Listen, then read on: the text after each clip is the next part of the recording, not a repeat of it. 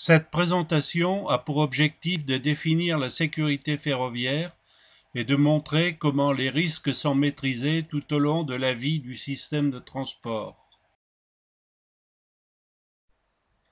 D'abord, la sécurité ferroviaire, c'est quoi? Il est utile de faire une fois pour toutes la distinction entre les différentes notions de sécurité qui nous viennent à l'esprit. Il est peut-être intéressant de réfléchir sur ce qu'évoque la sécurité pour vous avant de poursuivre le déroulement de la vidéo.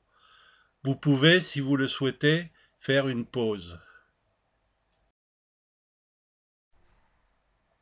Cela évoque souvent la notion d'hygiène et sécurité, les accidents du travail, les pollutions par les substances dangereuses, les électrocutions.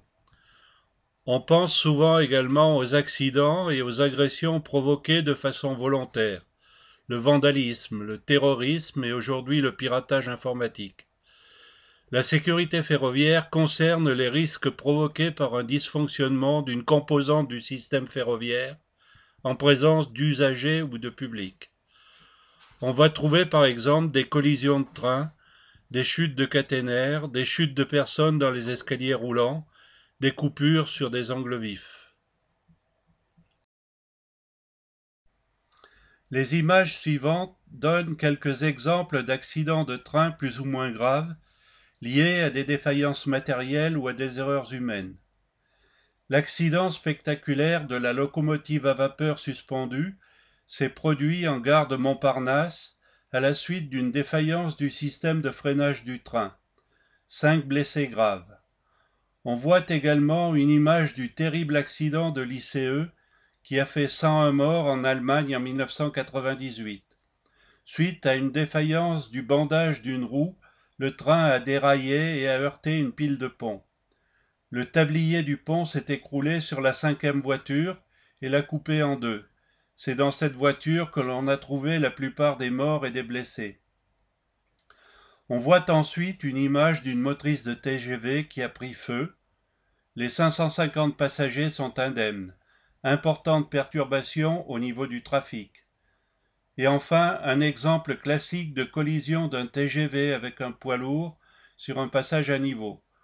Le conducteur du camion est décédé et il y a eu 35 blessés dans la rame. Cette carte illustre les accidents de train les plus meurtriers en Europe occidentale depuis 1990.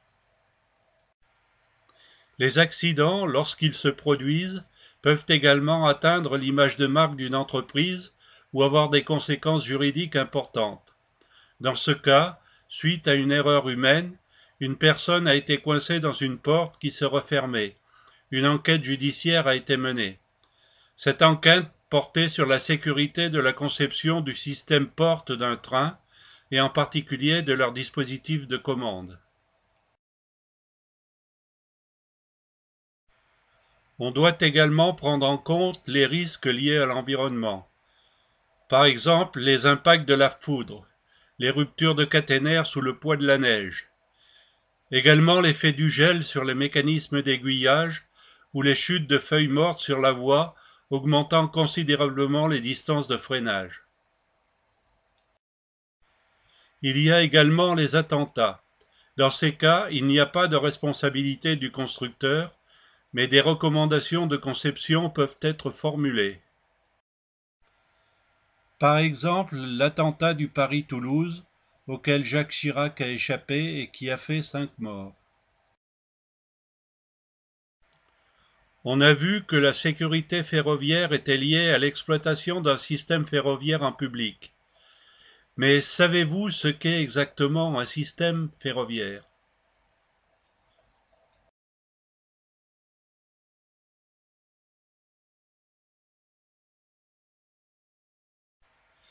Bien qu'un peu dépassée, l'image en arrière-plan montre la complexité du système ferroviaire. On distinguera le matériel roulant, la voie, la signalisation, l'infrastructure, l'énergie, la communication, l'exploitation et la maintenance. On voit ici la disposition des équipements dans une motrice, l'intérieur d'une voiture. un tableau de bord, un bogie et un pantographe. On voit en particulier l'implantation du rail sur les traverses, un croisement de voies et un mécanisme d'aiguillage avec son dispositif de chauffage en cas de gel. La signalisation permet de contrôler la vitesse et les itinéraires des trains. Elle permet également de protéger les trains de la collision.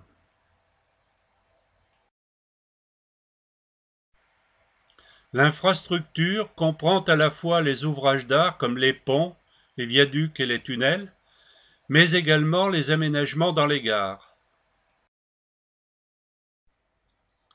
L'énergie concerne l'alimentation en énergie pour le déplacement des trains. Ici, on voit des sous-stations, un pantographe et une alimentation par rail. La communication a pour but de fournir des informations nécessaires aux voyageurs pour assurer leur acheminement dans les trains et leur circulation dans la gare.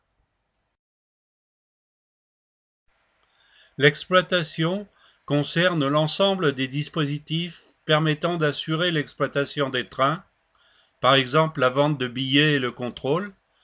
Elle concerne également les dispositions permettant le mouvement et la régulation des trains en échangeant des informations spécifiques avec les mécaniciens.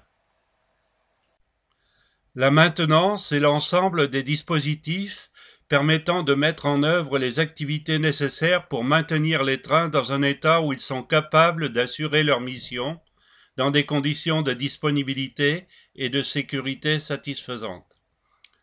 On va distinguer les activités préventives programmables des activités curatives à caractère aléatoire. On va également distinguer les activités d'ingénierie, les activités logistiques et les activités de réalisation des tâches d'intervention.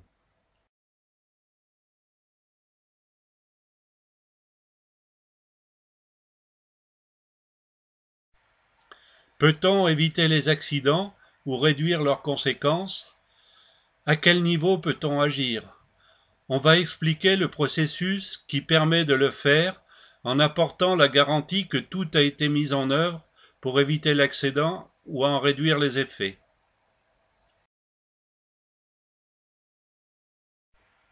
Ce processus est développé sur la base de la politique européenne, définie par une organisation européenne, des directives, des recommandations, des méthodes et des objectifs communs.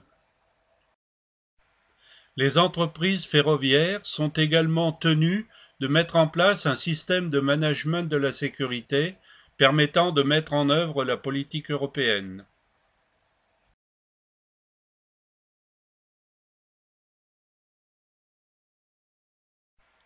Ce processus est supporté par une organisation structurée au niveau européen. Cette structure est fédérée par l'Agence ferroviaire européenne, l'ERA.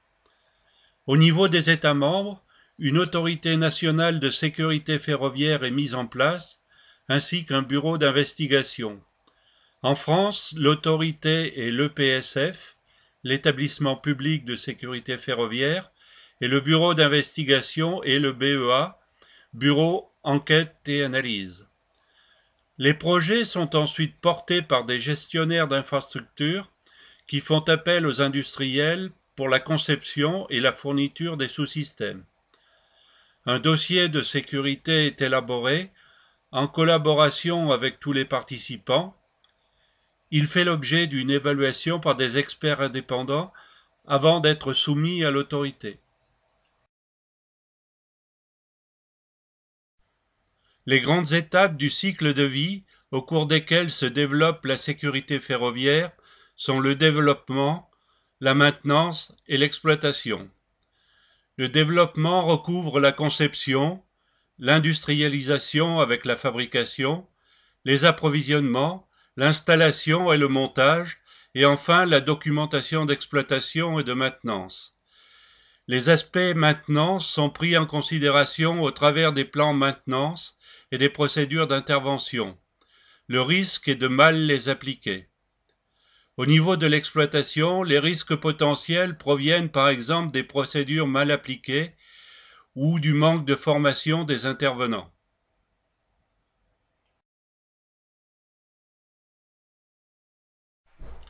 Cette diapositive montre le principe de constitution du dossier de sécurité à partir des éléments fournis au maître d'œuvre par les constructeurs.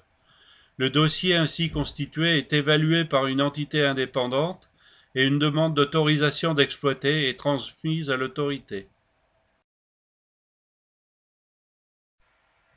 Nous allons montrer comment le dossier de sécurité est constitué au niveau d'un sous-système complexe tel qu'un train. La complexité nécessite que le dossier soit éclaté par équipement et qu'un réseau d'experts sécurité pour chaque équipement soit constitué.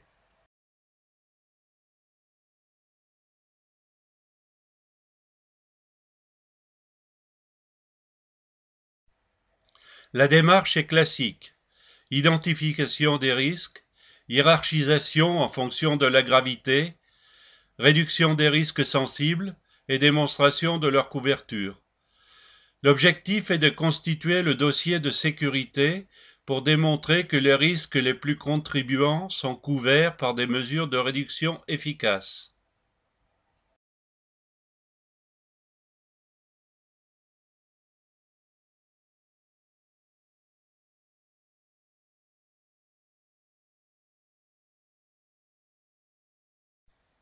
Ce transparent décrit ce que doit contenir le dossier de sécurité selon les normes en vigueur en Europe et conformément aux différentes directives européennes.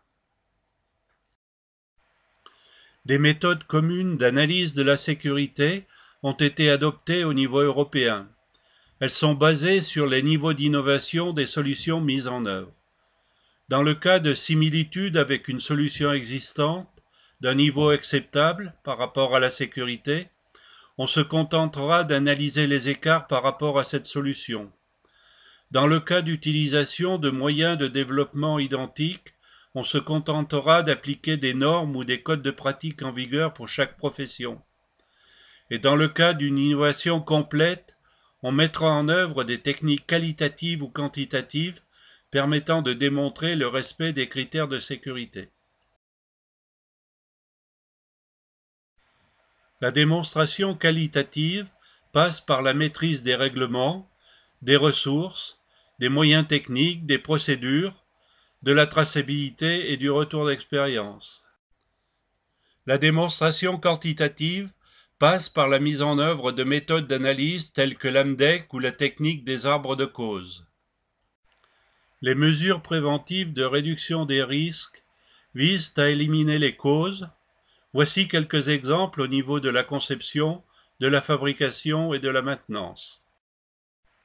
D'autres exemples avec, en particulier, la maîtrise des fournisseurs, de leur évaluation, de l'expression du besoin et de la vérification de conformité des fournitures.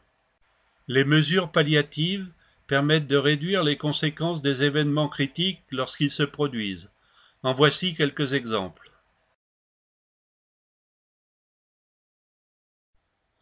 Parlons maintenant du retour d'expérience. À votre avis, c'est quoi? À quoi cela sert-il? C'est, de la façon la plus générale, la gestion des événements relatifs à la sécurité.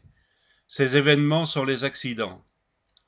Ce sont également toutes les informations permettant d'en identifier les causes et de proposer des solutions techniques permettant de les résoudre. L'ensemble de ces informations permettra dans un premier temps d'aider au pilotage de la croissance de la sécurité et de la démonstration des objectifs. L'ensemble de ces informations sera stocké et mis à disposition de tous ceux qui participent à la mise en œuvre des projets futurs. Voici un exemple de mise à disposition du retour d'expérience pour les projets futurs. Les informations contenues dans cette base sont à disposition des ingénieurs. Merci de votre attention.